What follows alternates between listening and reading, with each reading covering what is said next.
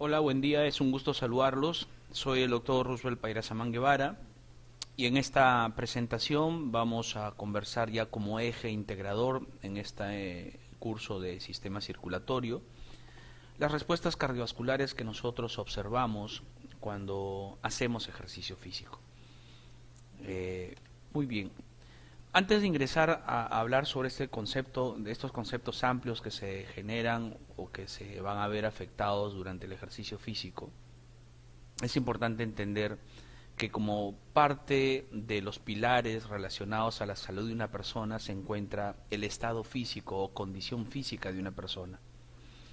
Y esto es muy importante considerarlo porque siempre hemos señalado de que una persona con hábitos de vida saludable como alimentarse bien, hacer ejercicio físico, evitar el cigarro, evitar las bebidas alcohólicas en exceso, generan obviamente grandes beneficios en salud. Pero cuando entramos nosotros a la recomendación de hacer ejercicio físico, es muy importante, tal cual hacemos usualmente cuando vamos a hacer un diagnóstico y un tratamiento posterior en un paciente. Nosotros necesitamos primero entender y conocer, determinar en qué condición física se encuentra esta persona. Este concepto physical fitness es un concepto que señala el estado físico de una persona y es el equilibrio de 5 componentes que ustedes pueden ver en la parte inferior de la imagen, donde en uno de los cuadrados, en este caso que estoy señalando con la flecha, hablamos de la capacidad cardiovascular de una persona. Y como estamos nosotros en el curso de cardiovascular, el curso que ya estamos avanzados más del 50% del sílabus, vamos a ver qué sucede durante el ejercicio con este sistema. Por cierto que el resto de componentes que pueden ver en la pantalla también tienen directa relación con la salud de una persona. Solo que no los voy a abordar en este momento porque sería irnos por otros puntos que no están dentro de los logros para esta exposición. Entonces, como nosotros hemos señalado que la capacidad cardiovascular es un componente importante del estado de salud de una persona, noten ustedes que cuando solamente a una persona se le recomienda hacer actividad física como tal, que es por ejemplo salir a pasear, a caminar, salir a pasear al perrito, barrer, pintar, subir escaleras, todo eso es actividad física. Y noten cómo en el eje de las Y hablamos del riesgo de enfermedades o de muerte en estas personas, que si nosotros vemos en el lado izquierdo de la pantalla, donde estoy señalando con el cursor, las personas mientras menos actividad física hacen, tienen mayor riesgo de problemas o de enfermedades. Pero cuando hacen actividad física, noten ustedes que la curva se va hacia la derecha y hacia abajo, entonces es innegable los beneficios que se logra cuando una persona hace actividad física. Sin embargo, cuando vamos un poquito más allá, y esto en el buen sentido de la palabra, cuando yo hablo de ese poquito más allá, significa un mundo enorme de posibilidades relacionados a mejorar la condición física de una persona, que nosotros denominamos physical fitness. Entonces, cuando enfocamos el manejo de los componentes del estado físico de una persona, dentro de los cuales se encuentra la capacidad cardiovascular, noten ustedes que la curva se va mucho más hacia abajo y hacia la derecha. Por lo tanto, mientras mejor condición física tenga una persona, no solamente el hecho de hacer actividad física común, sino el hecho de hacer ejercicio físico, que ya es toda una estrategia sistematizada, controlada, repetitiva, que busca un objetivo y sobre todo potenciar los 5 componentes del estado físico de una persona, dentro de los cuales se encuentra la capacidad cardiovascular, pues el riesgo de enfermedad y muerte disminuye notablemente que si solamente hiciera actividad física. Muy importante entender este concepto. Por lo tanto, cuando nosotros hablamos de capacidad cardiovascular relacionada al ejercicio físico, eso significa hablar de una de las variables más importantes en el campo de la fisiología del ejercicio, que es el VO2 max. El VO2 max es el volumen de oxígeno máximo, nos habla del consumo máximo de oxígeno que una persona está teniendo durante un esfuerzo máximo. Recuerden ustedes, por lo que hemos visto en el curso, de que el consumo de oxígeno por la ecuación de Fick está relacionado al gasto cardíaco y la diferencia arteriovenosa. En este caso, ese consumo de oxígeno lo voy a llevar a un máximo nivel, a un máximo esfuerzo. y es un evaluador de la capacidad cardiovascular de la persona, de su salud cardiovascular y de la eficiencia de su metabolismo interno para generar ATP por vía aeróbica. ¿Y por qué hago tanta insistencia en esto? Porque una persona con infarto, un infarto de miocardio, obviamente su funcionamiento cardíaco y cardiovascular en general no va a ser el óptimo, va a tener serios problemas, y por eso que estas personas comienzan a tener, muchas de ellas en el post-infarto, comienzan a tener problemas con el volumen sistólico, comienzan a tener problemas con la presión arterial, comienzan a hacer casos de insuficiencia cardíaca y una serie de posibilidades que se pueden dar en las personas que han tenido infarto cardíaco dependiendo de la magnitud del infarto. Obviamente esa capacidad para hacer ejercicio va a estar mermada. Sin embargo, existen procesos de rehabilitación cardiovascular donde es muy importante saber en qué condición se encuentra la persona desde el punto de vista de sus posibilidades para hacer ejercicio. Y el VO2 max es muy importante para poder hablarnos de ello. ¿Y por qué razón hablo de la vía aeróbica? Porque nosotros somos seres aeróbicos por excelencia y generamos ATP a nivel mitocondrial principalmente. Y esa capacidad aeróbica tiene que ver mucho con la capacidad que nosotros tenemos para poder oxidar grasas durante el ejercicio. Y entendiendo que mientras más mitocondrias tiene una persona, significa de que tiene una condición física mucho más elevada. Y eso no es gratis. Eso se logra solamente a través de ejercicio físico. Por lo tanto, considerando que el ejercicio físico tiene una influencia determinante en la salud de las personas, es importante conocer cómo funciona el cuerpo, en este caso especial, cómo funciona el sistema cardiovascular, para poder dar las indicaciones o recomendaciones más oportunas para una persona aparentemente saludable o para otra persona que tenga algún problema de salud de fondo. Noten ustedes en esta imagen, donde ya hablo específicamente del VO2 max, que en algunos textos se conoce como el consumo de oxígeno pico. ¿Ya? Esa es otra forma similar de hablarlo, son como sinónimos, se podría decir, aunque en esencia no lo son, pero lo vamos a tomar de esa manera. En el eje Y tengo causas de mortalidad, diferentes causas de mortalidad asociadas con VO2 max. Noten que mientras más alto sea el valor del VO2 max, expresado como mililitros de oxígeno por kilo por minuto, el riesgo disminuye. Y mientras más hacia la derecha me vaya en este gráfico inferior, pues el riesgo de mortalidad por eventos cardiovasculares pues será notablemente más bajo. Por lo tanto, es importante entrenar a ese corazón que en ningún momento de nuestra vida deja de trabajar, o sea, todo el tiempo está en funcionamiento. El día que diga me voy a descansar, estaremos en otro lado, pero el asunto es poder estimularlo y entrenarlo apropiadamente, pero siempre partiendo del concepto básico, que es entender cómo funciona nuestro sistema cardiovascular y así poder diseñar estímulos apropiados de ejercicio físico.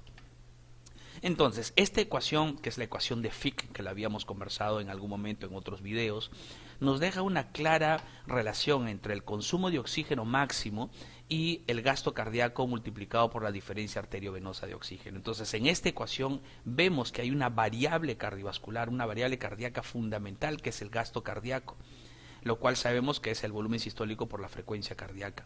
Entonces, si nosotros logramos aumentar el gasto cardíaco, ya sea alterando alguna de estas variables o las dos, definitivamente va a aumentar el consumo de oxígeno. Eso es algo que ya lo hemos conversado repetidas veces, pero directamente relacionado con el ejercicio físico. Toda persona que hace ejercicio físico incrementa su gasto cardíaco. Y eso es necesario hacerlo porque tenemos tejidos demandantes metabólicamente como el músculo, que se encuentra en contracción, y es necesario enviarle la cantidad de sangre apropiada con oxígeno, nutrientes y otras sustancias que sean necesarias. Muy bien, entonces, ¿cómo es que se inicia todo este proceso cuando la persona hace ejercicio? Ya en la primera parte de esta presentación me permitió hacer una introducción de lo que vamos a ver en este momento. Entonces, esta imagen que ven ustedes es una persona deportista, no necesariamente de alto rendimiento. Ojo, las personas que hacemos ejercicio físico no necesariamente tenemos que pensar en el alto rendimiento, pero sí en el ejercicio físico como una estrategia importante en el campo de los beneficios de salud. Entonces, para que esta persona logre todo la dinámica propia del ejercicio físico necesita de un aparato respiratorio que le provea de la cantidad suficiente de oxígeno, como hemos visto en los videos de respiratorio. Pero también necesito que le llegue a toda esa masa muscular que está en movimiento la suficiente cantidad de sangre con esos requerimientos metabólicos que está exigiendo esa masa muscular. Entonces, en todo momento existe un comando central, ¿sí?, denominado el centro cardiorregulador, que se encuentra a nivel del bulbo, y que este centro cardiorregulador, noten ustedes que va a recibir influencias de diferentes partes de nuestro cuerpo, incluso desde áreas superiores a nivel de la corteza, que es la que controla el movimiento voluntario, porque todo ejercicio físico es voluntario, o sea, es consciente. Usted no puede hacer ejercicio cuando está durmiendo. O sea, tiene que ser un estado de conciencia que module la respuesta adecuada de la masa musculoesquelética, la masa muscular. Entonces, desde las áreas motoras superiores también se envían informaciones, estímulos al centro cardiorregulador para que incremente por las vías apropiadas toda esa serie de órdenes que se van a poner en juego para que la persona pueda sostener el ejercicio físico. Entonces, muy importante lo que se genera de sistemas desde centros superiores que van a modular la respuesta del centro cardiorregulador.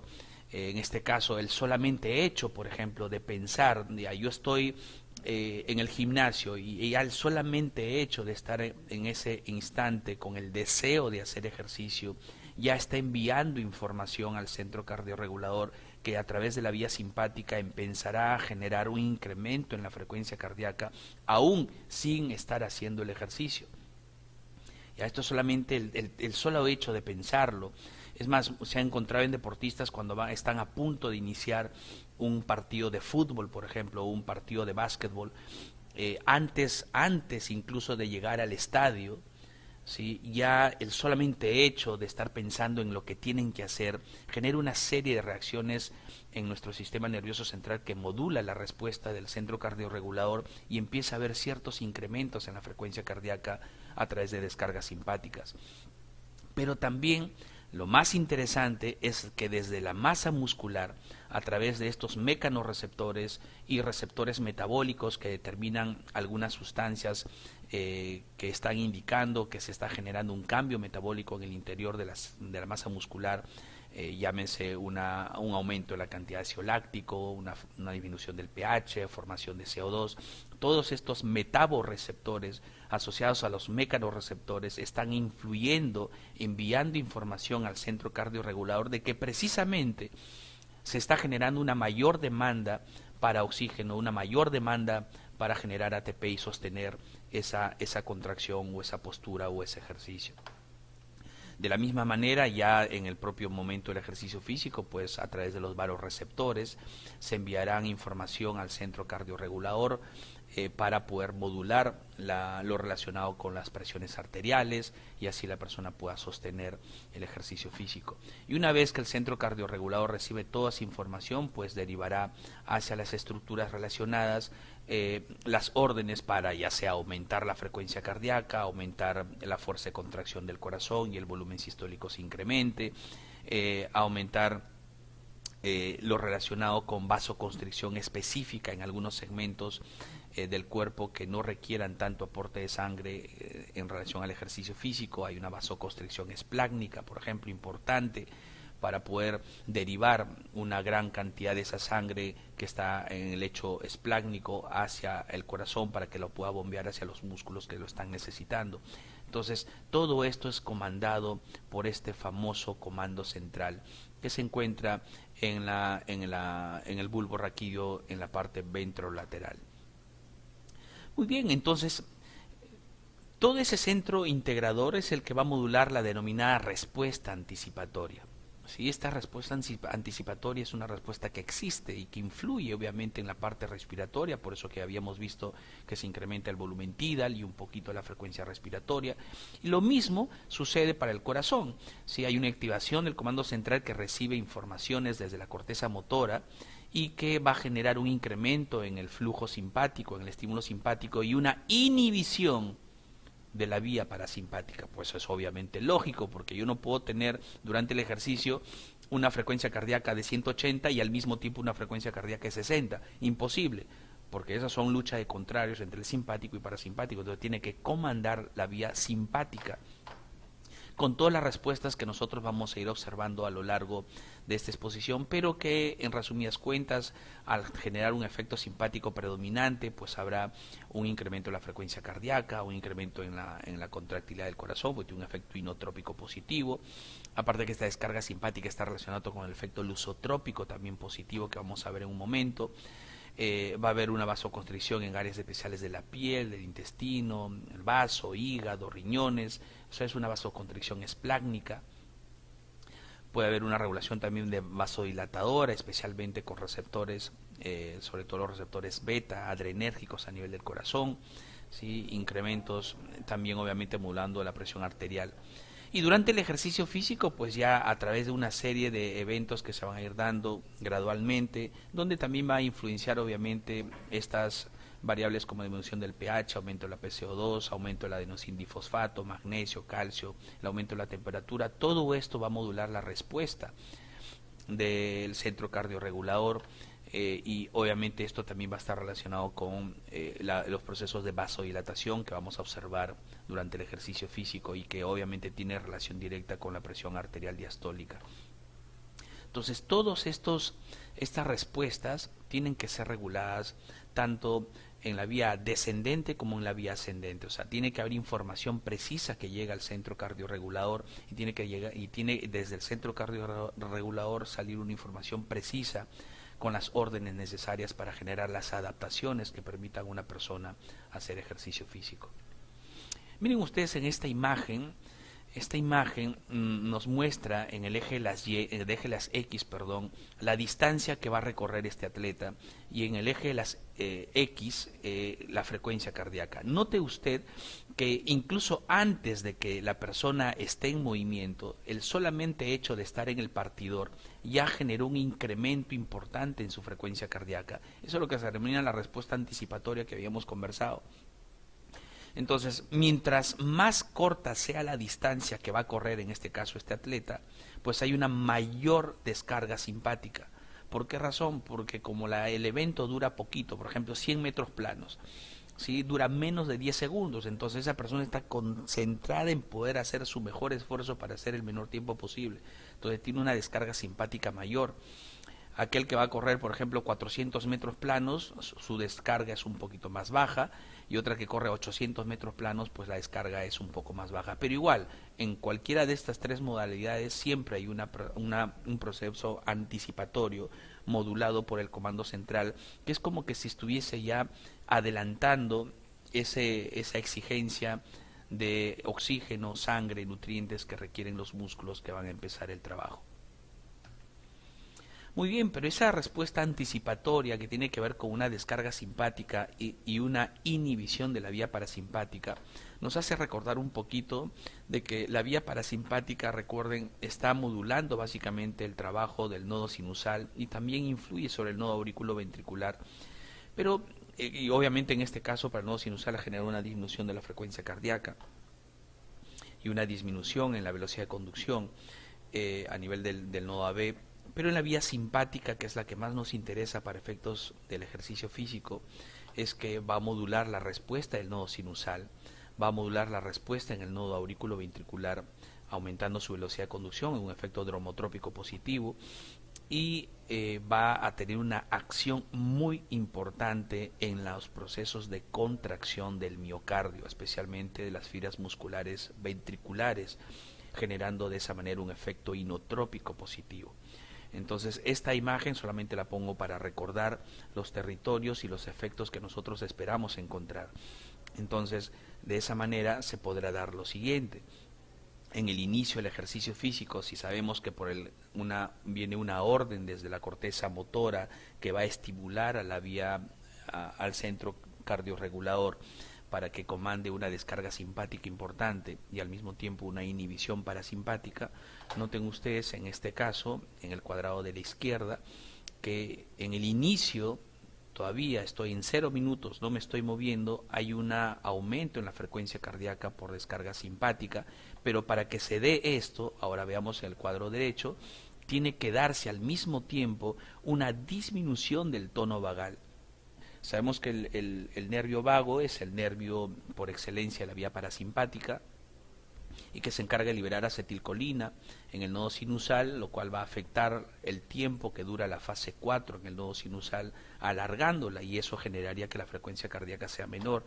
Por lo tanto, para que se dé este incremento sostenido de la frecuencia cardíaca, tiene que haber al mismo tiempo una inhibición de la vía parasimpática.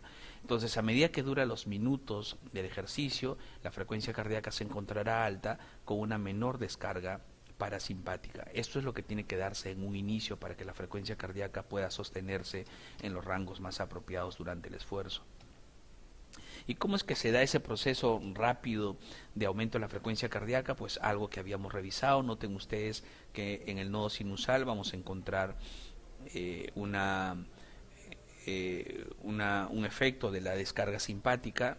Noten ustedes que aquí tenemos nosotros en esta especie de pentágono, sería en este caso noradrenalina, por ejemplo, que se une al receptor beta-adrenérgico. Esto va a estimular a la adenilciclasa para que convierte ATP en AMP cíclico, y el AMP cíclico va a generar una serie de reacciones, vamos a ponerlo aquí con plumita, una serie de reacciones, noten el puntito de color rojo, una serie de reacciones que estimulan a quinasas para que finalmente se fosforile al fosfolambán, que es el que va a ocasionar que se estimule más la bomba de calcio del retículo sarcoplasmático, para que se recapture el calcio que había salido al espacio citoplasmático.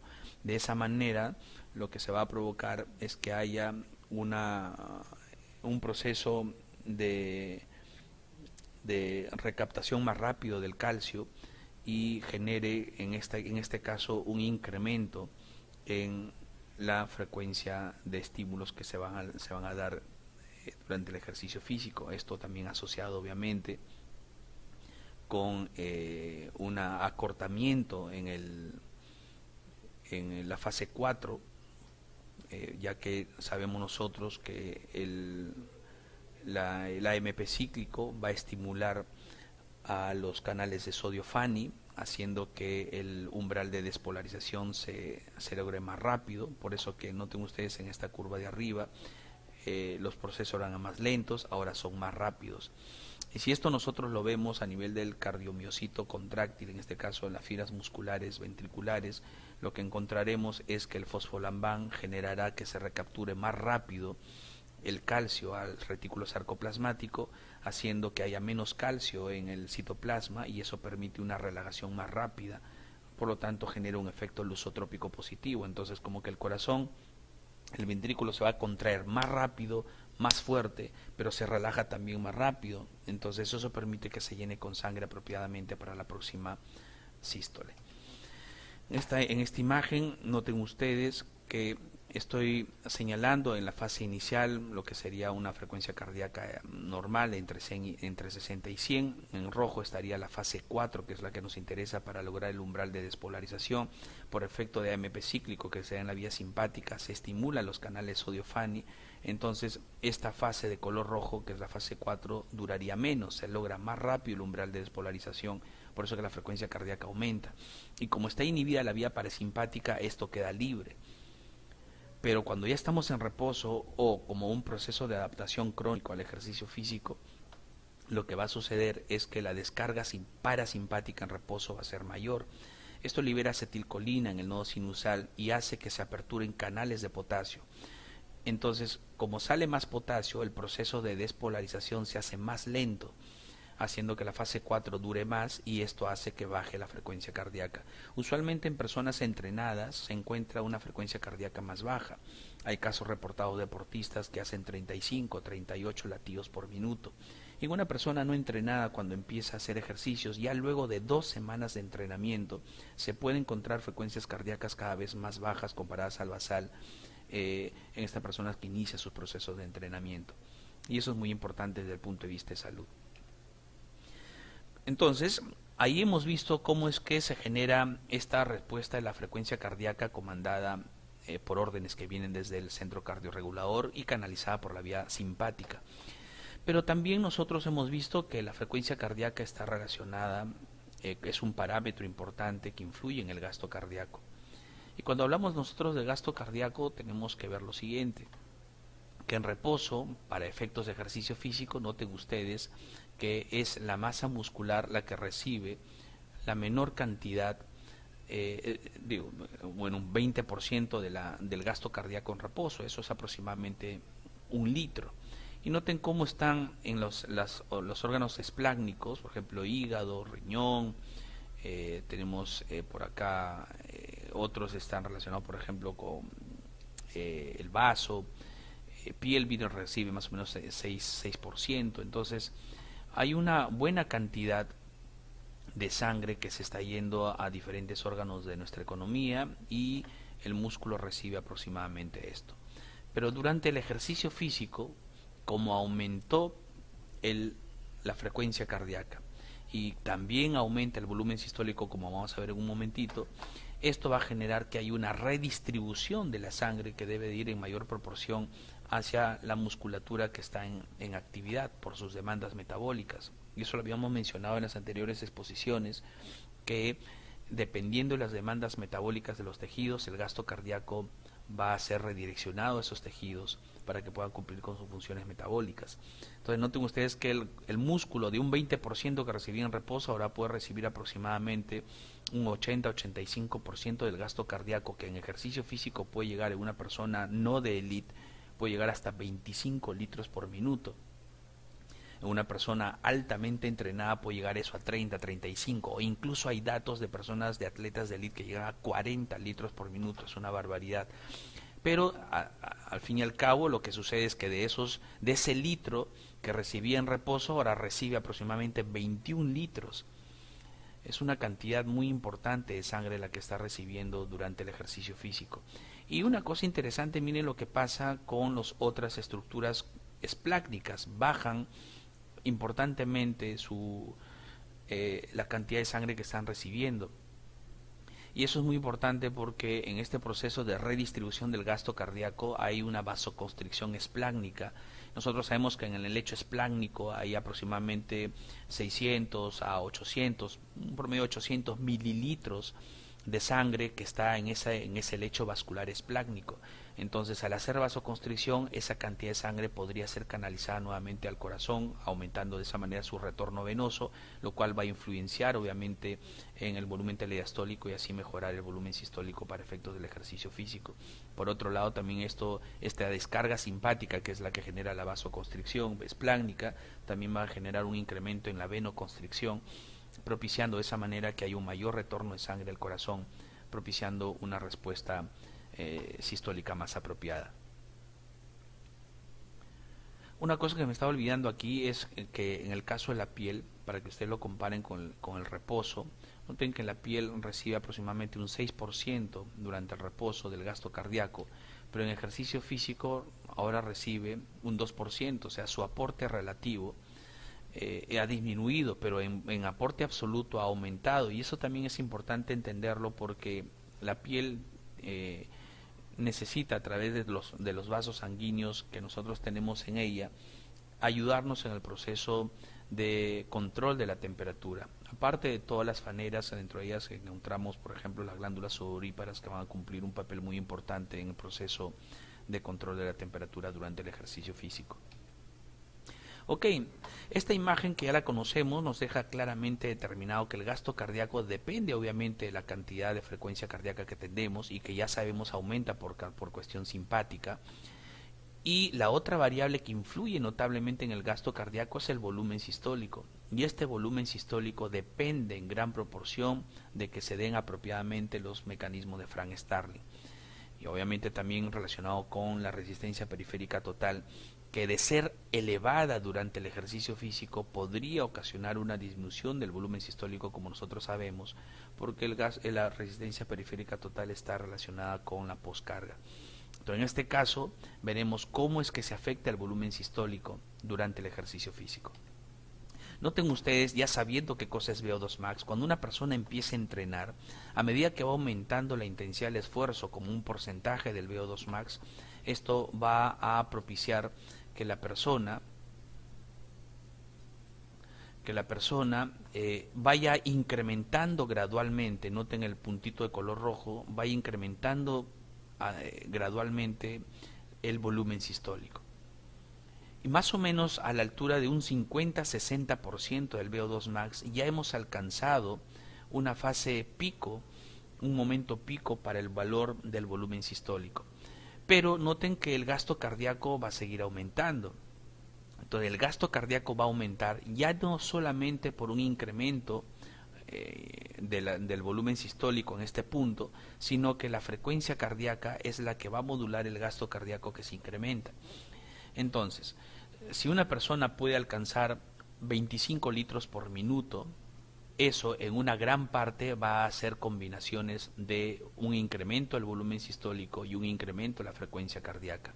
Cuando llegamos a un 50-60%, como el volumen sistólico ya no va a seguir aumentando, lo que va a influir en el aumento del gasto cardíaco va a ser la frecuencia cardíaca, que sigue incrementando de manera lineal en relación al esfuerzo.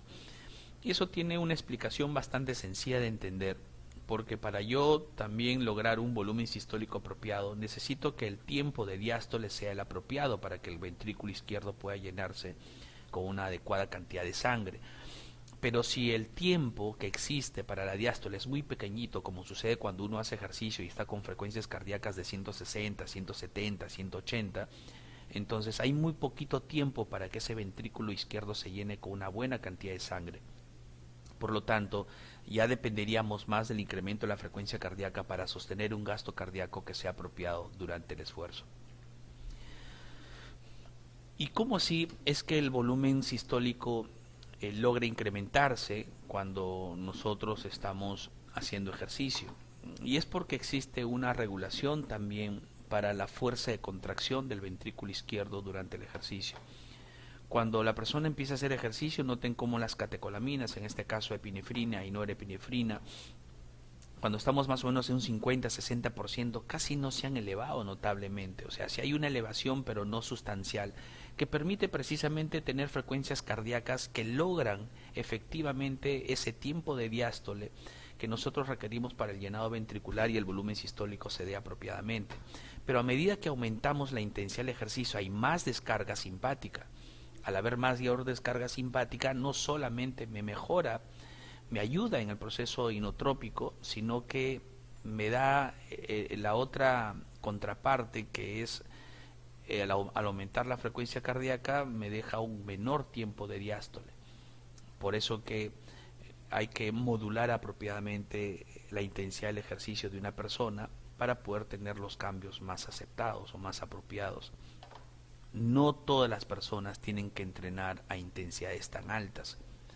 Sí, por eso que muestro esta imagen, para que podamos entender de que así como cuando nosotros hacemos una receta médica, por ejemplo, amoxicilina de 500 miligramos, yo estoy diciéndole al paciente la dosis del medicamento, 500 miligramos, y con esa dosis va a tener un efecto. Lo mismo es en el ejercicio físico. Si nosotros conocemos el VO2 max de una persona, es importante que podamos decirle con precisión y con bastante control la dosis, vale decir la intensidad del esfuerzo al cual debe de entrenar.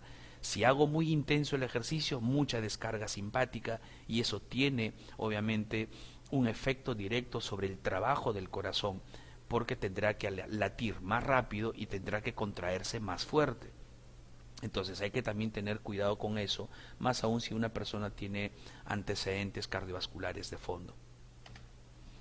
En esta imagen podemos ver una comparativa ya global de los dos datos que hemos estado hablando, que es frecuencia cardíaca y volumen sistólico, ambos que influyen obviamente en el gasto cardíaco. Noten ustedes en la imagen superior, es una imagen que me permite observar dos líneas, una, la de color rojo, que está relacionado con el volumen telesistólico, y otra de color medio celeste, que me habla del volumen telediastólico. La diferencia entre ambos es el volumen sistólico. Podemos darnos cuenta en este caso que a medida que aumentamos la intensidad del ejercicio, esto en relación a un porcentaje del VO2 max, Noten ustedes que el volumen telediastólico va incrementándose. ¿Y por qué va incrementándose el volumen telediastólico? Bueno, ya más o menos a un 30-40% ya va a ser una meseta bien larga, y luego un máximo esfuerzo en algunos deportistas de alto rendimiento puede haber un incremento adicional. Pero noten que a medida que voy aumentando la intensidad, hay un buen porcentaje, casi hasta un 75-80%, que ha incrementado el volumen telediastólico. Y el volumen telesistólico como que se ha ido manteniendo casi en un mismo nivel, con una pequeña disminución, ya que la fuerza contráctil del corazón ha mejorado por el efecto simpático. Entonces, eso me permite entender que como aumenta el volumen telediastólico, dado el retorno venoso que estamos teniendo por la venoconstricción y por la vasoconstricción esplácnica, ya eso genera obviamente un aumento en el retorno venoso. Va a permitir que por Starling, al tener una mayor retorno venoso, un mayor volumen telediastólico, yo pueda contraer con más fuerza y expulsar, eyectar un volumen sistólico bastante importante. Por eso que el volumen sistólico aumenta. Bajo estas circunstancias uno podría decir qué pasa con la fracción de eyección. Ojo que el volumen sistólico solamente incrementa hasta un determinado nivel relacionado con un 50-60% del VO2 max. Pero ¿qué pasa con la fracción de eyección? Sabemos que la fracción de eyección es un indicador de la eficacia, de la eficiencia del trabajo cardíaco. O sea, de esa cantidad de sangre que está en el volumen telediastólico, ¿cuánto de eso soy capaz de eyectar? Y usualmente debe estar alrededor de 55%. Noten en este caso que el asunto es que el volumen telediastólico ha incrementado, ¿sí? Uno podría decir, bueno, como el volumen sistólico ha aumentado, la fracción de eyección tiene que aumentar. No necesariamente, porque yo puedo estar teniendo un volumen telediastólico que aumenta, pero también aumenta el volumen sistólico. Entonces como que la proporción se sostiene, y eso va a permitir que la fracción de eyección se mantenga muy similar. O sea, la fracción de eyección no va a aumentar en una persona que hace ejercicio y que no es de elite. Algunos estudios señalan que algunas personas señalan de que no personas, sino algunos estudios, algunas publicaciones revelan que en atletas de elite se ha encontrado un pequeño incremento en la fracción de eyección. Si usualmente estamos alrededor del 55%, pues algunos atletas de alto rendimiento han podido llegar a un 60%, un 65% de fracción de eyección, pero esos son casos muy aislados. Usualmente en la mayoría de personas, dado que aumenta el volumen telediastólico, pero también aumenta el volumen sistólico por la fuerza contráctil que hemos mencionado y teniendo en cuenta Frank Starling, pues como que se mantiene la proporción y la fracción de eyección básicamente está siempre alrededor del 55%, ¿sí? Con algunas pequeñas variaciones. Tal como sucedió en Neumo, ¿no? ¿Se acuerdan en Neumo que habíamos dicho que la presión arterial de oxígeno como que va a mantenerse siempre en un valor bastante estable con algunas pequeñas variaciones? Igual para la saturación de oxígeno, igual para la PaCO2. Muy bien, aquí también tenemos nosotros que el volumen sistólico va a aumentar hasta un 50-60%, luego se mantiene estable. El gasto cardíaco va a seguir incrementando, miren, casi linealmente, pero en un punto determinado va a depender más de la frecuencia cardíaca porque el volumen sistólico ya se mantiene estable por encima de un 50-60% del VO2 max. ¿Cómo mejoramos también el retorno venoso? Porque habíamos dicho que hay una venoconstricción, también hay una vasoconstricción esplácnica que genera una redistribución del gasto cardíaco, pero también cómo es que el ejercicio físico puede modular el retorno venoso, y eso se logra a través de la contracción misma del músculo. Noten acá una persona que está en reposo, pues el retorno de sangre va a depender mucho del mecanismo de las válvulas venosas que nosotros tenemos, para que esto pueda generar el proceso de retorno. Pero cuando hacemos ejercicio, por ejemplo en este caso, acá la persona se nota claramente que se está poniendo puntitas, lo cual se llama flexión plantar. Para esta flexión plantar requiero del trabajo de la contracción del gastrocnemio, del sóleo, que forman parte del denominado tríceps ural, que van a anclarse en el calcáneo a través del tendón de Aquiles, generan una palanca de segundo grado que genera una gran cantidad de fuerza. Entonces noten ustedes como que comprime a las venas y esto mejora el retorno venoso. Es como que si las estuviese ordeñando de tal manera de que se mejore el retorno venoso y eso influye, aporta en el volumen telediastólico y eso finalmente por Starling sabemos que modulará también la fuerza contráctil haciendo que las sarcómeras logran el valor determinado. Esas sarcómeras nosotros hemos señalado que deben estar alrededor de 2.2, 2.4, entonces si toda esa avalancha de sangre que llega al corazón pues generará una longitud de sarcómera, noten ustedes en el lado derecho, que me genera una mayor fuerza de tensión. Entonces, gracias a todo eso, al volumen de sangre que regresa al corazón, más el efecto inotrópico propio del sistema simpático, todo en conjunto hace que el corazón se contraiga más fuerte para propiciar un incremento del gasto cardíaco durante el ejercicio físico. Ok, pero la ecuación de Fick no solamente me hablaba de gasto cardíaco, sino también me hablaba de la diferencia arteriovenosa de oxígeno. Y en este modelo ideal por sangre arterial venían 20 mililitros de oxígeno por cada 100 mililitros de sangre. Dejábamos 5 en reposo y regresábamos con 15. Entonces la diferencia 20 menos 15 es 5. Esa es la diferencia arteriovenosa de oxígeno en reposo. ¿Correcto? Y noten que reposo el musculito está consumiendo alrededor de 250 mililitros de oxígeno por minuto. Ojo, es una cantidad bastante importante en reposo.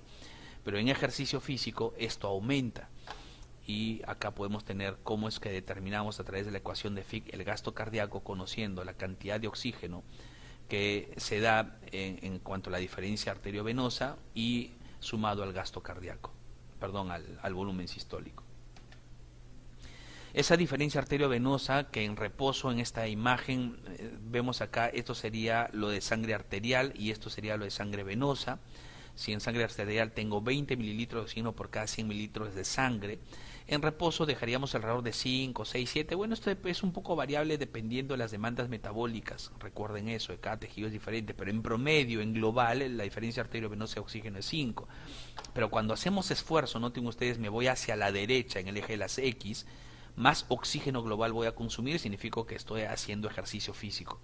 Entonces la diferencia de la cantidad de oxígeno que regresa por sangre venosa va a ser cada vez menor. Entonces toda esta curva de color celeste vendría a ser la diferencia arteriovenosa. A medida que aumenta la intensidad del ejercicio físico, mayor diferencia arteriovenosa va a existir. Y esto multiplicado por el gasto cardíaco que también aumenta, hace que la persona logre un incremento en su consumo de oxígeno global. En este cuadro podemos hacer una comparativa de dos personas, una persona sedentaria, 30 años, de 70 kilos, y un atleta de maratón de 30 años, 70 kilos, ambos con características muy similares desde el punto de vista etario y desde el punto de vista ponderal. Y noten que vemos cómo son las diferencias. Ya, ambos en reposo, sabemos que el consumo de oxígeno en reposo, que es 3.5 mililitros de oxígeno por kilo por minuto, que representa un MET, ya, un MET, MET, eso significa el consumo metabólico en reposo. El atleta también lo tiene, pero en un máximo esfuerzo, noten ustedes que el VO2 max de una persona sedentaria alcanzará alrededor de 30, 35, pero miren del atleta 80, es una barbaridad. Los atletas que vemos en las Olimpiadas son los que tienen esto. Entonces tienen tal condición física que pueden generar un consumo elevadísimo de VO2 max, de un consumo elevado de oxígeno. ¿Por qué logró este atleta de alto rendimiento de elite 80? Pues miren ustedes, en el gasto cardíaco, veamos de acá primero en cuanto a la diferencia arteriovenosa de oxígeno. Miren el sedentario en reposo 4 y en máximo esfuerzo 14. Una diferencia, digamos que aumentó 10 puntos.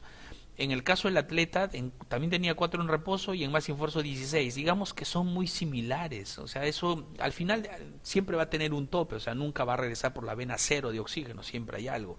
Entonces, la diferencia fundamental entre dos caballeros no es en la diferencia arteriovenosa de oxígeno, sino son en las variables cardíacas. Noten ustedes la frecuencia cardíaca de reposo, 70 para el sedentario, 45 para el maratonista, pero en máximo esfuerzo los dos logran la misma cantidad de frecuencia cardíaca.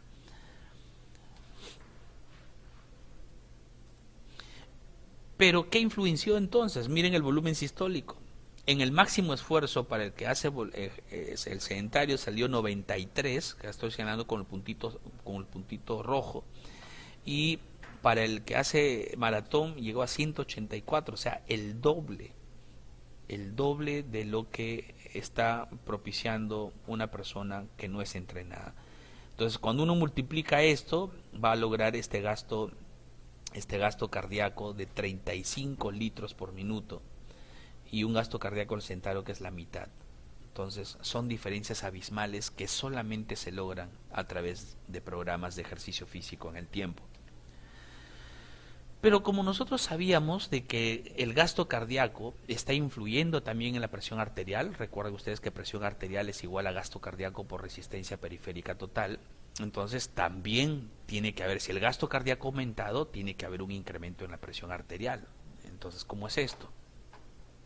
Dado que el corazón se contrae con más fuerza y eyecta una mayor cantidad de sangre, pues la presión arterial sistólica va a aumentar. ¿Sí? Eso es algo que siempre debe de suceder en una persona que hace ejercicio. O sea, es normal que la presión arterial sistólica incremente durante el ejercicio físico. ¿Por qué razón? Por la razón de que el volumen sistólico aumenta y al generarse mayor fuerza de contracción, la sangre va a ser eyectada con más fuerza. Entonces, la presión arterial sistólica se incrementa. Y va a ir incrementándose gradualmente hacia la derecha en relación a cuán intenso es el ejercicio. Noten, en este caso estoy poniendo como subiendo una cuesta, ¿ya? Estoy poniendo una cuesta, 2% de inclinación y así sucesivamente hasta llegar, por ejemplo, a 12-14% de inclinación, que es una cuesta, ya una situación de mayor empinación. La presión arterial sistólica va a ir incrementando porque eso está relacionado con la fuerza con la que el corazón está siendo eyectado desde el corazón por todo el efecto simpático e inotrópico que hemos conversado. Sin embargo, no sucede lo mismo con la presión arterial diastólica. Noten ustedes que partiendo de un reposo de casi 80, la presión arterial diastólica se mantiene muy estable a pesar que aumente el ejercicio. Incluso cuando aumenta un poquito más el ejercicio, la intensidad del esfuerzo disminuye un poquito más. Entonces es normal que la presión arterial diastólica durante el ejercicio físico se mantenga estable o disminuya discretamente. Por lo tanto, esto me deja una clara señal, sabiendo nosotros que la presión arterial diastólica es dependiente de la resistencia periférica total, que si durante un esfuerzo mi presión arterial diastólica se sostiene en el mismo rango o ha disminuido un poquito, entonces quiere decir que tiene que darse un efecto de vasodilatación periférica. Doctor, pero ¿cómo es eso si hay una descarga simpática? Y nosotros sabemos de que los receptores alfa 1 provocarán una vasoconstricción cuando hay este efecto simpático. ¿Por qué razón no debería de elevarse la presión arterial diastólica? Entonces quiere decir que algo debe estar bloqueando el efecto simpático a nivel de la vasculatura, y estos son los metabolitos. Estos metabolitos que se liberan durante el ejercicio físico, como el óxido nítrico, el CO2 mismo que se está produciendo, la disminución del pH, el ácido láctico que por ahí también está metido, aunque no muy claro el efecto, todos estos metabolitos van a generar vasodilatación. Por lo tanto, hace que la persona mantenga su presión arterial diastólica dentro de rangos muy similares al reposo. Por lo tanto, la presión de pulso, que es la diferencia de la presión sistólica y la presión diastólica, durante todo el esfuerzo físico se va a mantener alta, pero no por una disminución de la presión arterial diastólica, sino por un incremento de la presión arterial sistólica. La presión de pulso se eleva, y como la presión de pulso se eleva, sabemos que eso está directamente relacionado también con el volumen sistólico. ¿Okay? Lo otro que también tenemos que rescatar de esta imagen es la presión arterial media. Sabiendo que la presión arterial media es está en un rango de 70 a 100 con un promedio de 90 a 93, la presión arterial media durante el ejercicio físico se mantiene muy similar al rango de reposo. ¿Por qué razón? Porque como la presión arterial diastólica es la medular en la presión arterial media, a pesar que la presión arterial sistólica se ha incrementado, ya que la presión arterial diastólica se mantiene prácticamente igual, la presión arterial media se mantiene prácticamente dentro del mismo rango, con pequeñas variaciones hacia arriba. dependiendo del esfuerzo que haga la persona. Pero no es que si yo tengo, por ejemplo, una presión de 200 de sistólica, no por eso mi presión arterial media va a incrementar. Solamente se pueden ver casos de presión arterial media elevada en personas que son hipertensas de larga data y que tienen obviamente una elevada respuesta o una descarga simpática muy importante que podría ocasionar una respuesta vasoconstrictora elevada. Pero esos son estados patológicos. Y a pesar de ello, se recomienda que las personas con estos casos puedan hacer ejercicio físico porque genera una vasodilatación periférica. ¿Sí? Entonces, en esta imagen podemos sacar dos conclusiones. La presión sistólica se eleva, eso es normal. La presión diastólica se sostiene dentro del mismo rango con pequeña disminución. La presión de expulso aumenta, pero esto básicamente dado la presión arterial sistólica que se incrementa. Y la presión arterial media se sigue manteniendo en rangos muy similares al reposo, ¿sí? Con una pequeña variación hacia arriba que puede llegar a 98, a 100. En algunos casos podría llegar hasta 105, 110. Pero a pesar de ello, no es una presión arterial media que provocaría un efecto a nivel cerebral, porque la presión arterial media cerebral va de 50 a 150, entonces sigue manteniendo su autorregulación el sistema nervioso central, el cerebro. Y la parte coronaria ni qué hablar, pues la parte coronaria tiene un espectro más amplio, hasta 200. Entonces no va a haber problemas en ese sentido en una persona saludable. En esta imagen pueden ver ustedes las diferencias que existen en la presión de pulso dependiendo del deporte. En esta persona que es un ejercicio aeróbico, lo voy a poner mejor con un punterito. No tengo el puntero láser, el punterito me está poniendo la presión sistólica en 175, la presión diastólica alrededor de 80. Comparado con el reposo, la presión de pulso sube. ¿Sí? Estamos hablando acá de una presión de pulso de casi 100, ¿no? ¿Ya? O sea, incrementa porque la presión sistólica se incrementó cuando es un ejercicio aeróbico. Pero noten ustedes la diferencia que pasa cuando una persona hace ejercicios con pesas, con máquinas. La presión de pulso también se incrementa en comparación al reposo, pero acá la diferencia es que ha aumentado los dos, tanto la presión sistólica como la presión diastólica, y esto tiene una clara relación con el proceso de resistencia periférica total, no porque no hayan metabolitos, sino porque hay una compresión del lecho arterial por esa contracción sostenida que se puede dar cuando una persona carga pesos no controladamente. Insisto, los ejercicios de todo tipo son buenos cuando se hacen bien y a la intensidad apropiada. No satanicemos a los ejercicios si no entendemos cómo funcionan. Incluso personas con problemas cardiovasculares pueden hacer trabajos de resistencia con cargas externas, con pesitos, pero todo controlado. Ya no lo vamos a mandar a cargar tipo Conan, eso sería una barbaridad, ¿no? ¿Ya? Entonces noten ustedes en estos casos una persona cargando una barra olímpica, en este caso una prensa, que la presión de pulso va a aumentar, pero por consecuencia de un incremento tanto en la sistólica como en la presión diastólica por esa compresión que se genera en las arterias, lo cual aumenta la resistencia periférica total. En esta imagen noten ustedes que podemos observar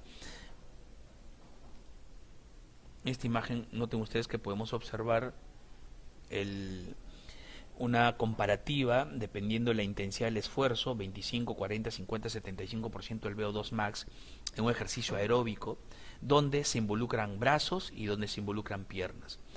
¿Y por qué razón es importante este cuadro? Porque no es la misma respuesta en cuanto a la presión arterial cuando yo hago ejercicios predominantemente para la parte inferior, por ejemplo, salir a correr. Cuando uno sale a correr, por ejemplo, o cuando está haciendo bicicleta, está utilizando predominantemente las piernas, los grupos musculares que van de la cadera para abajo. Esa respuesta es diferente a que si yo hiciera ejercicios donde predominantemente esté trabajando la musculatura superior, por ejemplo, natación sin utilizar las piernas. Me pongo una bollita entre las piernas y solamente comienzo a nadar braceando y braceando. O por ejemplo, los boxeadores cuando trabajan con una pera para trabajar la parte de resistencia muscular superior. O hay unas bicicletas especiales donde entre comillas se pedalea con los brazos.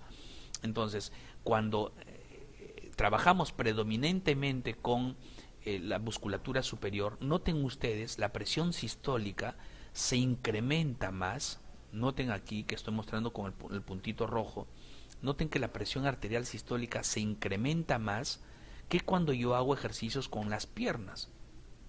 Y esto tiene una relación con los grupos musculares que tenemos en ambos segmentos. Los grupos musculares superiores son más pequeños que los grupos musculares inferiores. Esto hace que el nivel de vasculatura en cuanto a dimensión también sea mucho menor en cuanto al diámetro que tengan estas arterias en la musculatura superior comparada con la musculatura inferior, y esto provoca que haya un incremento de la presión sistólica, aparte de esta descarga mayor simpática que se genera cuando una persona hace ejercicios con la parte superior comparada con la parte inferior. Y noten ustedes, en la presión diastólica, pues tenemos una mayor presión diastólica en las personas que hacen ejercicios solamente con la parte superior del cuerpo versus los que hacen con la parte inferior. Al tener grupos musculares más pequeños, pues hay también una mayor compresión de las arteriolas, de las arterias que van por ese nivel, ya que estos músculos, al ser más pequeños, necesitan activarse en mayor dimensión o en casi toda su totalidad para poder generar el efecto. También está relacionado esto en la parte superior del cuerpo al ser grupos musculares más pequeños, pues la cantidad de metabolitos que liberan también serán pequeños. Por lo tanto, el efecto vasodilatador no se estaría dando en su dimensión como lo observamos en la musculatura inferior, donde son grupos musculares más grandes, donde tenemos mayor producción de metabolitos y donde para un esfuerzo determinado no necesito reclutar a todas las fibras musculares, por lo tanto no habría una compresión tan importante de los vasos sanguíneos que van a ese nivel y la resistencia periférica total en ese segmento disminuye. Por eso que son las diferencias.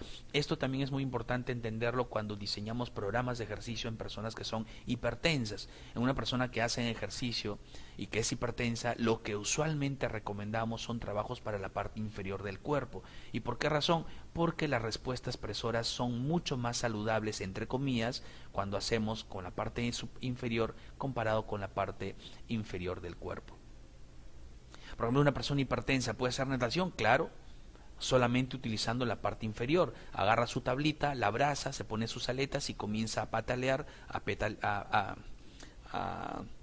hacer su pataleo en la piscina, y eso le genera un trabajo aeróbico muy importante.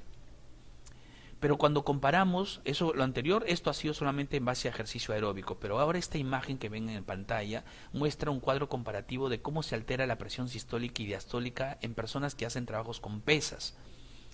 Un trabajo en pesas isométrico, o sea, una contracción sostenida, versus un trabajo donde hay contracción y relajación, o sea, una fase concéntrica y una fase excéntrica de movimiento. Noten ustedes, a medida que aumento el porcentaje de la carga isométrica, las presiones sistólicas pueden incrementarse notablemente, sumado a un incremento importante de la presión arterial diastólica. Y esto es muy importante entenderlo porque no es prudente, obviamente, por una cuestión lógica que están viendo, mandarle a hacer ejercicios isométricos a una persona hipertensa. Pero aún así, si solamente le mandásemos a hacer ejercicios con pesas, noten ustedes que las respuestas de la presión también son mucho más elevadas comparativamente a los ejercicios aeróbicos. De ahí la importancia de poder dosificar apropiadamente los ejercicios con pesas en personas con síndrome metabólico y con hipertensión, porque ayudan en el proceso. Sí y solamente sí se utilizan apropiadamente, y para eso hay que evaluar la condición física y de salud de una persona. Muy bien, pero como hemos estado hablando de vasculatura, esta es la vasculatura que hemos visto durante todo el curso, y lo que nos interesa es lo que pasa a nivel periférico, a nivel de los denominados vasos de resistencia, que son las arteriolas. Acá pueden ver ustedes cómo estas arterias de pequeño calibre ya van ramificándose hasta llegar a las arteriolas y las arteriolas terminales. De ahí ya pasaremos básicamente al lecho capilar. Es en estas arteriolas donde uno puede encontrar los procesos marcados de vasoconstricción o vasodilatación dependiendo de las necesidades metabólicas. Noten ustedes esta imagen espectacular donde estoy viendo cómo la musculatura lisa en la arteriola forma como que si fuera anillitos. ¿Ya? Estos son anillos de músculo liso, porque recuerden ustedes que a nivel de las arteriolas no toda la arteriola está cubierta, son digamos como pedazos de musculatura lisa que tienen a su alrededor y que pueden tener o pueden generar vasoconstricción por efecto simpático. Y acá una cosa importante, en reposo La modulación de la vasculatura periférica, es decir, las arteriolas que están a los músculos esqueléticos, son reguladas principalmente por vía simpática, pero durante el ejercicio físico están modulados especialmente por los metabolitos, y en este caso el óxido nítrico es el fundamental. El óxido nítrico, que puede ser liberado incluso por la misma musculatura esquelética durante el esfuerzo, sabemos nosotros que es modulado por o liberado también por el endotelio, y este óxido nítrico lo que va a provocar es vasodilatación. ¿Por qué vasodilatación? Porque esa musculatura esquelética necesita un mayor flujo de sangre con oxígeno y nutrientes. Noten en esta imagen una cosa tan interesante que sucede ya en este nivel, es que los procesos de vasodilatación que se dan marcadamente durante el ejercicio tienen relación con una especie de procesos moleculares que se ponen en juego y que permiten precisamente lograr esto. Cuando el endotelio está siendo bañado obviamente por esa sangre que está fluyendo, puede ocasionar, dependiendo de los estímulos físicos y también de una especie de flujo intermitente, que sean por ejemplo con metodologías interválicas, que son metodologías especiales donde la persona hace por ejemplo 1 minuto de esfuerzo, 2 minutos de descanso, 1 minuto de esfuerzo, 2 minutos de descanso. Ese tipo de metodologías que aplicamos en el campo del entrenamiento físico puede ocasionar una señal para este endotelio que va a provocar en las células musculares lisas, en este caso estas que parecen cúpulas son células musculares lisas, y esto que parece rectángulos son células endoteliales. Lo que va a provocar este tipo de flujos que se pueden generar durante el ejercicio físico es que se mande señales a la musculatura lisa para que aperturen canales de potasio. Y recuerden que esa musculatura lisa que tiene que despolarizarse, es decir, que tiene que provocar para su contracción un proceso de despolarización, si quiero que haga la vasoconstricción, en este caso no sucede así. Noten que este flujo dinámico lo que va a provocar es que esta musculatura lisa aperture canales de potasio, entonces va a salir potasio. Y si sale potasio, esta musculatura lo que va a provocarse es hiperpolarizarse. Y esta hiperpolarización que se genera cuando sale el potasio, producto de estos flujos que se logran con el ejercicio físico, va a inhibir a canales de calcio dependientes de voltaje. Entonces ya no va a entrar calcio al medio intracelular. Al no haber calcio, no hay vasoconstricción, o sea, no se contrae la musculatura lisa y se genera un proceso de relajación. ¿Sí? Este proceso de relajación explicado en esta imagen por efecto de la salida de potasio que se da cuando hay estos flujos de sangre en el lecho arterial producto del ejercicio físico, y sobre todo si son por pulsos, permitiría este proceso de vasodilatación. Aparte, obviamente, los metabolitos que ya conocemos nosotros, que podrían generar liberación de óxido nítrico, la cual va a influir en la guanilato ciclasa, y esto va a generar todo el proceso de vasodilatación. El pH, que también está metido por ahí. Todos esos metabolitos van a generar que esta musculatura lisa se provoque o genere vasodilatación. Estos canales que ustedes ven acá son gap junctions, que permiten también que algunos estímulos que se hagan a nivel endotelial puedan pasar hacia la musculatura lisa y generar o propiciar estos mecanismos donde el potasio salga, se hiperpolarice la célula muscular lisa, la membrana celular de la célula muscular lisa, y se genere una inactivación de la entrada de calcio produciendo vasodilatación. Las células endoteliales a través de gap junction especiales también pueden propiciar mecanismos de comunicación entre ellas, y si hay este proceso de vasodilatación propiciado por estos metabolitos, habrá una inactivación de la vía simpática, la cual promueve la vasoconstricción, pero si la está inhibiendo no hay vasoconstricción, y eso propicia precisamente que la presión arterial diastólica durante el ejercicio físico sea la normal, o sea muy similar al reposo o baje un poquito, para provocar que la presión arterial media se sostenga dentro de rangos saludables. Perdón. En esta imagen podemos ver como conclusión todos esos metabolitos que hemos estado estudiando cuando vimos la clase de endotelio, y durante el ejercicio físico la misma musculatura lisa puede provocar liberación de óxido nítrico, adenosina, prostaglandinas que son vasodilatadoras y el mismo potasio que hemos hablado, haciendo que en la musculatura lisa, pues esto es musculatura esquelética que está en contracción, la musculatura lisa a través de una serie de procesos involucrando la guanolato ciclasa, que a través de estas reacciones va a generar una disminución del calcio intracelular y esto va a provocar vasodilatación. Estas otras sustancias pueden generar activación de la adinaltociclasa y también obviamente las mismas células endoteliales que pueden provocar un efecto directo sobre la musculatura lisa. Entonces óxido nítrico, estos son derivados de la ciclooxigenasa, prostaglandinas. Todas estas sustancias o metabolitos se liberan a nivel del plano o de las regiones musculoesqueléticas que se están contrayendo durante el ejercicio físico. ¿Cuál es la conclusión final? Vasodilatación. Muy bien, con esto voy terminando esta exposición, sobre todo ya dando una parte más aplicativa, final al asunto del ejercicio físico que es medular en la salud de toda persona, donde sabemos nosotros que a medida que aumentamos la intensidad del esfuerzo, ¿sí? A medida que aumentamos la intensidad del esfuerzo, pues habrá un mayor consumo de carbohidratos, que es de color amarillo. Miren, me acerco al 100%, más carbohidratos utilizo, y mientras más carbohidratos utilizo, formaré mayor ácido láctico, y este ácido láctico también ha estado señalado como parte de un efecto sobre la vasculatura periférica, propiciando, según algunos reportes, esa vasodilatación que esperamos. Pero ¿por qué menciono el lactato, ácido láctico que se deriva finalmente en lactato? ¿Por qué lo menciono? Porque el lactato que produce el músculo esquelético va a viajar por la sangre y va a llegar ¿a dónde? Al corazón. Y el corazón lo utiliza, tiene una lanzadera especial a nivel mitocondrial para utilizar lactato. Sabemos que el músculo cardíaco utiliza lactato y ácidos grasos predominantemente. ¿Y de qué depende eso? De la intensidad del ejercicio. ¿Cómo medimos esto?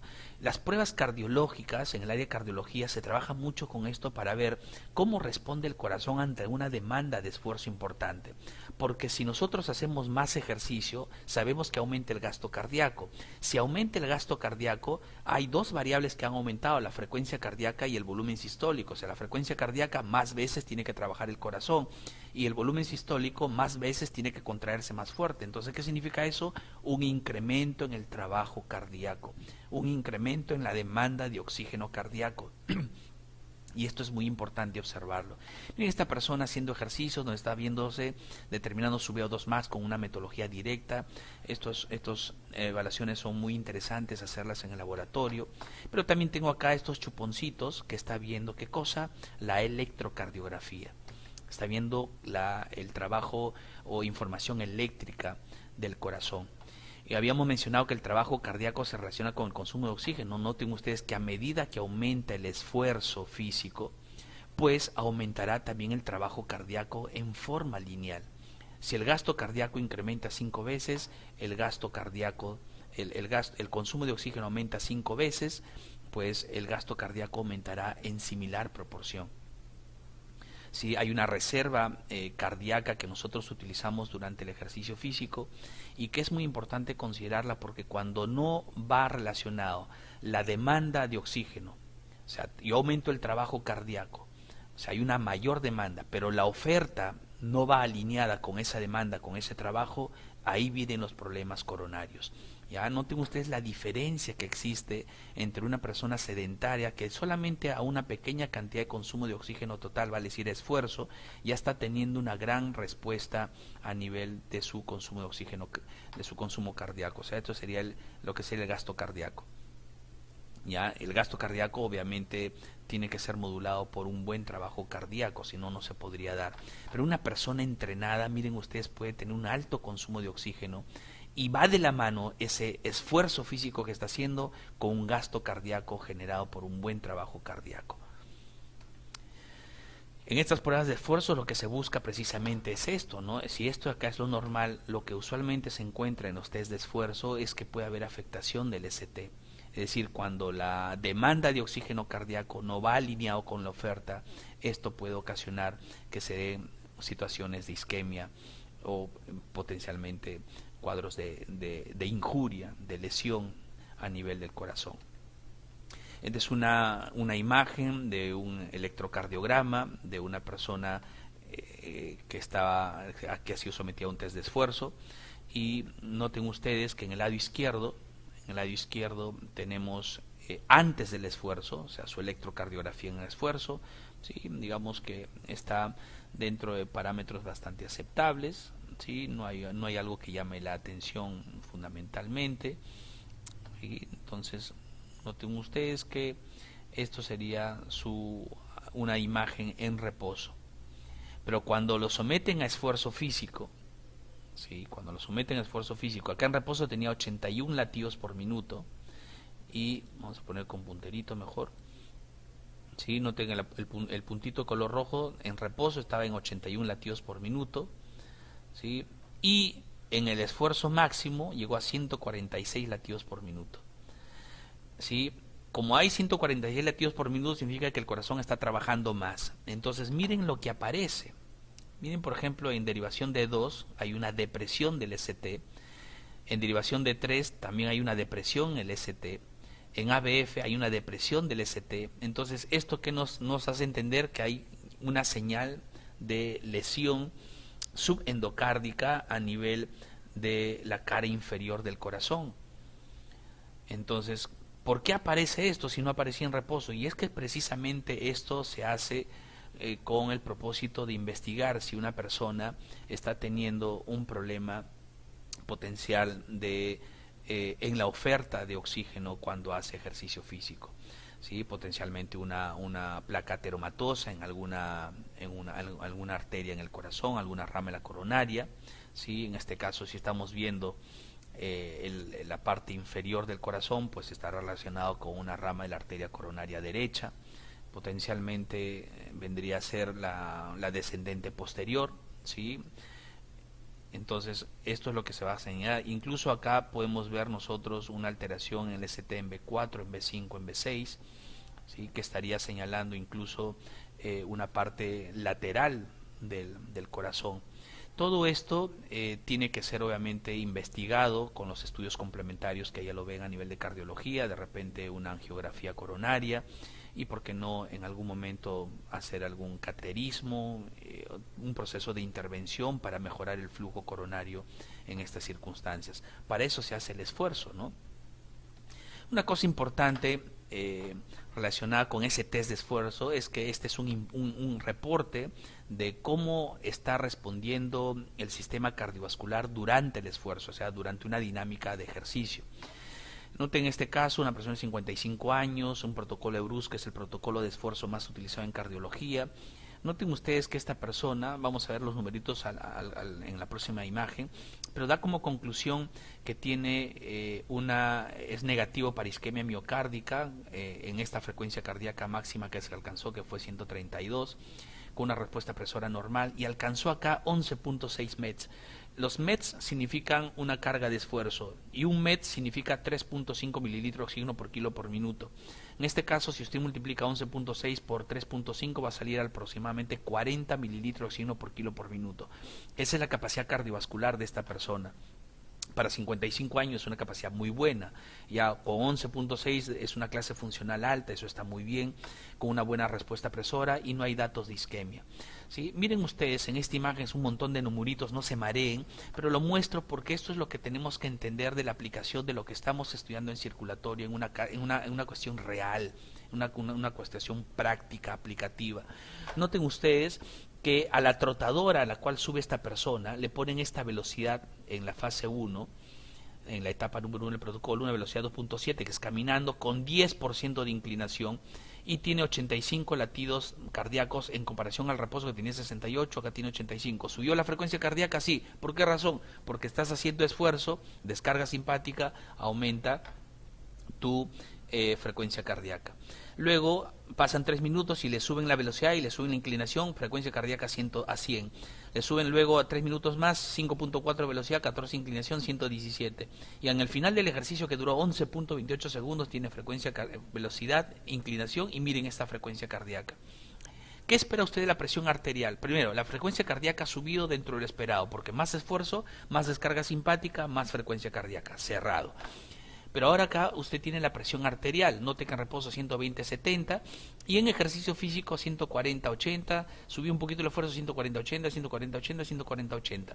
¿Ya? Lo regular es que suba, pero en este caso lo que no debe pasar, lo que nunca debe pasar es que si yo subo el esfuerzo, la presión sistólica baja. O sea, eso no debe pasar. Y lo que ha pasado es que se ha subido comparado al reposo. Entonces, primer respiro para todos nosotros. Si estamos haciendo una prueba y encontramos eso, mientras que la presión se mantenga por encima del nivel de reposo, digamos que está dentro de un rango bastante aceptable. Si nosotros multiplicamos la frecuencia cardíaca por la presión arterial sistólica, me sale este famoso número conocido como el doble producto. El doble producto, que es el producto de la frecuencia cardíaca por la presión arterial, me habla del consumo de oxígeno miocárdico. Eso significa que a medida que el esfuerzo avanza, si yo voy aumentando el esfuerzo, mi doble producto debe de aumentar. Ahí sí no puede quedarse igual ni bajar. ¿Ya? En el caso acá estamos viendo que mi frecuencia cardíaca subió, pero mi presión arterial diastólica se ha mantenido como que estable según este reporte. Ojo, que este es un reporte que nos dan en una situación de test de esfuerzo. Pero digamos que es mayor que el reposo, eso está bien. No es normal que la presión arterial sistólica disminuya durante el esfuerzo. Si disminuye, eso es un problema coronario potencial que tiene que investigarse en el área cardiológica. Pero en este caso, una cosa que nos ayuda mucho es ver cómo aumenta el volumen de oxígeno miocárdico, o sea, el consumo de oxígeno miocárdico está expresado por este doble producto.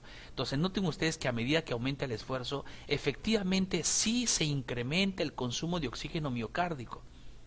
Como se está incrementando el consumo de oxígeno miocárdico, llegando al máximo esfuerzo, es mucho mayor que lo que yo tenía en reposo. Respiremos. Esto significa de que esa persona tiene hay un mayor trabajo cardíaco, sí, y hay una oferta de oxígeno apropiada, que me está llevando a que esta persona haya tenido en las conclusiones cardiológicas negativo para isquemia miocárdica. Ojo, que hay que tener mucho cuidado porque no todas las personas, hay una persona que puede tener una obstrucción, una placa ateromatosa en una rama de una arteria coronaria y le hacen el test de esfuerzo y sale normal.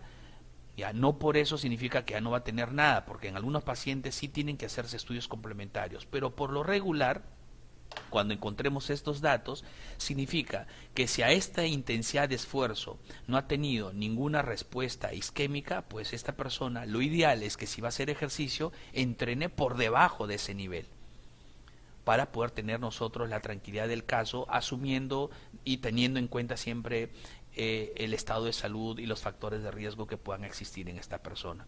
Entonces, una vez que termine el esfuerzo, noten ustedes, termine el esfuerzo y empieza la recuperación, como ya no hay esfuerzo, la descarga simpática comienza a disminuir y se empieza a reactivar la vía parasimpática.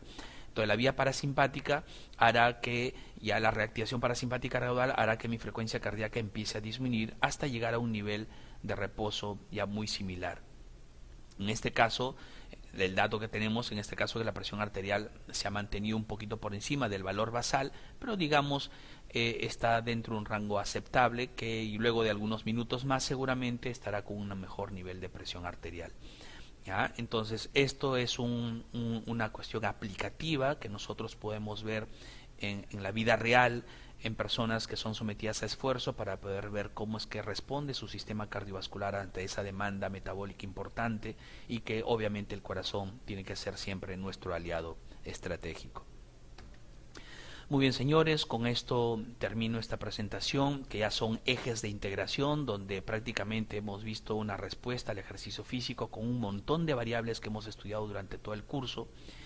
Y cierro esta posición con este mensaje, donde todo aquello que podamos medir podemos mejorar. Si mi paciente, un paciente hipertenso o con síndrome metabólico, con diabetes, tiene que hacer ejercicio, es importante medir su condición física para poder diseñar un programa de ejercicio apropiado para esta persona.